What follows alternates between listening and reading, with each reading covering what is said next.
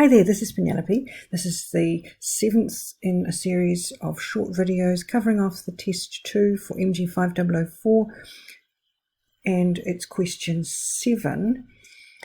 Now we look at this question here. Actually, we won't. Hi there, this is Penelope. This is question 7 from the MG5004 test 2 in 2020. So it's an integration question of the type where one of the elements is the derivative or related to the derivative of the other. So let's make a substitution, because that's what you do in those situations. Let's say let u equal sinh x. And then we need to find du by dx, which of course off the list is cosh.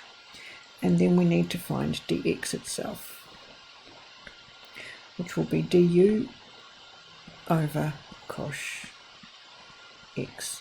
So putting all that into the original, then we have u times cosh x times dx, which is du over cosh x, and that nicely cancels. And then we have the integral of u, which is easy to do,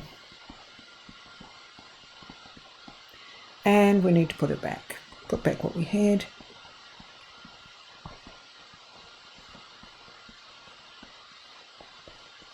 And we're done.